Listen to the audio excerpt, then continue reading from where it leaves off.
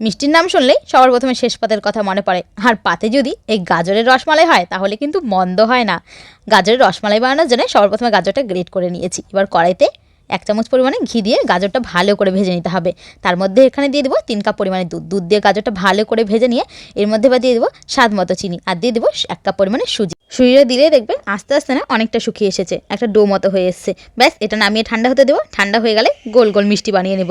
পুরো ভিডিও লিঙ্কটা কিন্তু ডেসক্রিপশন বক্সে দেওয়া রয়েছে, অবশ্যই চেক করে নিও। মিষ্টিগুলো বানানো হয়ে গিয়েছে। কড়াইতে দুধ দিয়ে দুধটা ভালো করে জাল দিয়ে নিয়েছি। এর মধ্যে দিয়েছি এলাচ আর দিয়ে দিয়েছি গুঁড়ো দুধ পাউডার। দুধটা ভালো করে জ্বালিয়ে নিব। আর দুধটা ভালো করে জ্বালিয়ে নিয়ে এর মধ্যে আবার গ্রেট করে রাখা গাজর দিয়ে দিয়েছি। আর এখানে দিয়ে দেবো 2 চামচ মতো চিনি। ভালো করে দুধটা হয়ে গেলে এর মধ্যে এবার গোল গোল করে বানিয়ে রাখা মিষ্টিগুলো দিতে হবে। মিষ্টিগুলো দিয়ে ভালো করে জ্বালাতেই দেখবে মিষ্টিগুলোর সাইজটা না ডবল হয়ে গিয়েছে। ব্যাস মিষ্টিগুলো আমাদের একদম রেডি। এবার ঠান্ডা ঠান্ডা সার্ভ করো গাজরের রসমালাই। ভিডিওটি ভালো লেগে থাকলে চ্যানেলটি সাবস্ক্রাইব করে দিও।